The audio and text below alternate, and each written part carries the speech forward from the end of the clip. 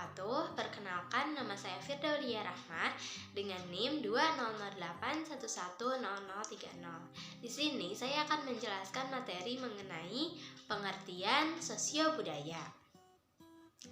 Manusia dan kebudayaan bersama-sama membangun kehidupan sosial budaya yang terpola dan secara sistematis disebut dengan sistem sosial budaya.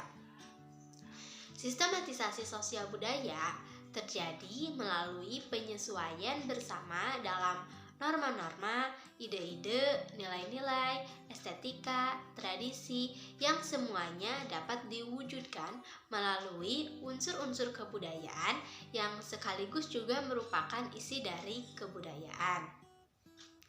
Kebudayaan hidup di dalam sistem sosial budaya yang mengembangkannya, yang merupakan wadah dinamika dan pengembangan unsur-unsur budaya sebagai perwujudan dari isi kebudayaan yang senantiasa saling berhubungan dan berjalinan. Sekian penjelasan materi dari saya, kurang dan lebihnya mohon maaf. Selanjutnya akan dilanjutkan oleh rekan saya. Terima kasih. Saya Ismawar dengan NIM 20081110010. Pembahasan berikutnya yaitu mengenai pengaruh sosiobudaya terhadap karya sastra.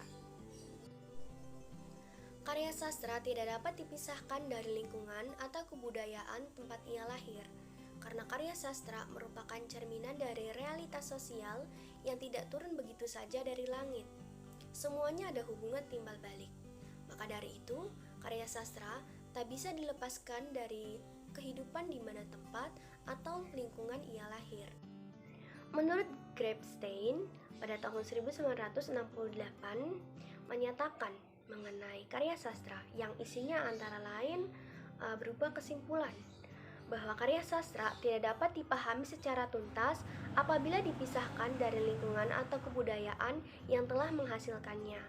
Gagasan yang terdapat dalam karya sastra sama pentingnya dalam bentuk dan teknik penulisannya. Setiap karya yang bisa bertahan lama pada hakikatnya adalah suatu moral. Masyarakat dapat mendekati karya sastra dari dua arah, yaitu sebagai suatu kekuatan material istimewa dan sebagai tradisi. Selain itu, kritik sastra seharusnya lebih dari sekadar perenungan estetis tanpa pamrih. Dan yang terakhir, kritikus sastra bertanggung jawab baik kepada sastra masa silam maupun sastra yang akan datang. Sastra itu memiliki kepentingan terhadap kehidupan atau masyarakat, walaupun sebenarnya sangat sulit bagi masyarakat untuk menggambarkan realitas yang sungguh-sungguh.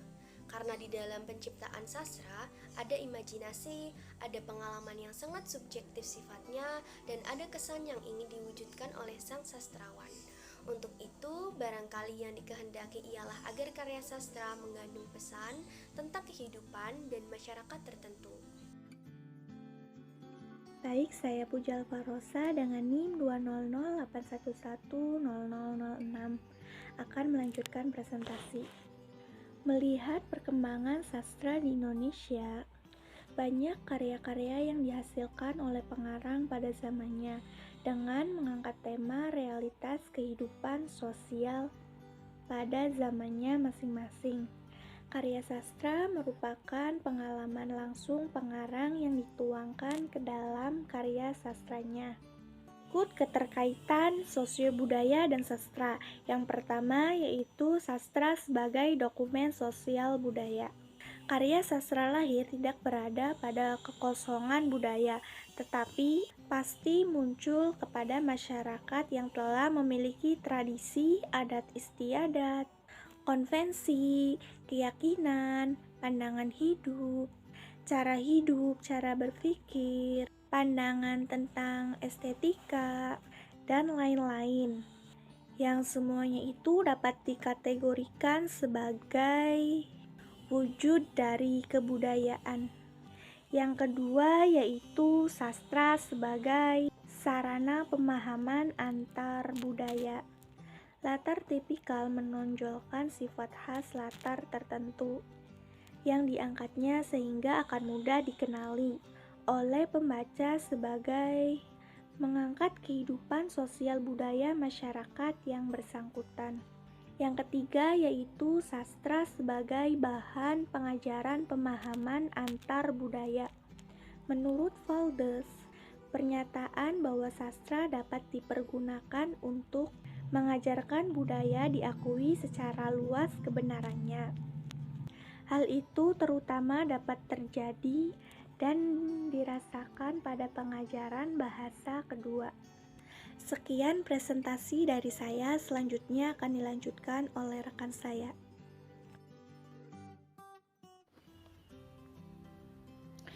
Assalamualaikum warahmatullahi wabarakatuh. Perkenalkan, saya Hanifah dengan NIM 2008 11001 dari kelas 4A akan melanjutkan materi dari rekan saya yakni mengenai hubungan sastra dan kebudayaan. Menurut Tyler, kebudayaan adalah keseluruhan aktivitas manusia termasuk pengetahuan, kepercayaan, seni moral, hukum, adat istiadat, dan kebiasaan-kebiasaan lainnya. Lalu, definisi paling yang mutakhir yang senada dengan definisi Tyler adalah yang diberikan oleh Marvin Harris pada tahun 1999. Beliau mengatakan bahwa memberikan peranan terhadap masyarakat ini yaitu seluruh aspek kehidupan manusia dalam masyarakat yang diperoleh dengan cara belajar, termasuk pikiran dan tingkah laku. Selanjutnya, sastra dan kebudayaan termasuk seluruh aspek kehidupan yang mempengaruhi dan mengandung unsur-unsur keindahan, memperoleh keperhatian justru pada saat manusia didominasi oleh teknologi dunia sekuler.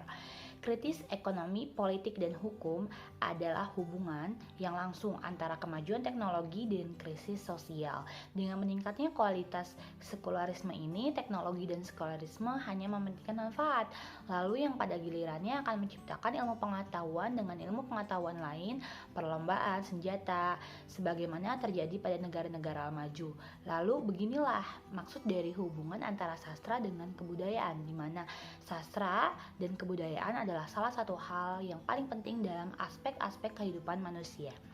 Mungkin itu yang dapat saya sampaikan, kurang lebihnya mohon maaf. Materi selanjutnya akan dilanjutkan oleh rekan saya. Terima kasih. Assalamualaikum warahmatullahi wabarakatuh. Perkenalkan, nama saya Fitrianti dengan nomor NIM 208110032. Saya akan menjelaskan tentang penerimaan masyarakat terhadap karya penulis tertentu. Sebagai anggota masyarakat, dalam menulis karya sastranya, sastrawan tidak dapat mengabaikan masyarakat pembaca yang dituju. Agar karyanya dapat diterima masyarakat, maka sastrawan harus mempertimbangkan isi dan bahasa yang dipakai. Dalam berkarya, sastrawan tidak tergantung sepenuhnya atau menuruti secara pasif selera pelindung atau patron atau publiknya. Tetapi ada kemungkinan justru sastrawanlah yang menciptakan publiknya, menurut Wellek dan Warren 1994. Seringkali, bahkan seorang pengarang telah menentukan siapakah calon pembaca yang dituju. Setelah sampai kepada pembaca, karya sastra akan dibaca, dihayati, dan dinikmati pembaca. Dalam bukunya Ars Poetica tahun 14 sebelum Masehi, Horatius atau Viateu 1988 halaman 183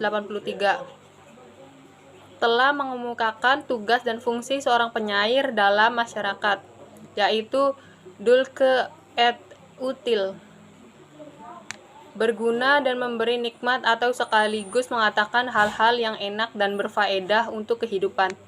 Apa yang dikemukakan oleh Horatius tersebut kemudian menjadi dasar perkembangan teori pragmatik, sosiologi pembaca, dan resepsi sastra. Dalam kajian sosiologi pembaca, menurut Junus 1986 halaman 19, yang dipentingkan adalah reaksi dan penerimaan pembaca terhadap karya sastra tertentu, sedangkan karya sastranya sendiri diabaikan menjadi Sekian presentasi dari saya, kurang lebihnya mohon maaf. Billahi taufik wal hidayah. Wassalamualaikum warahmatullahi wabarakatuh.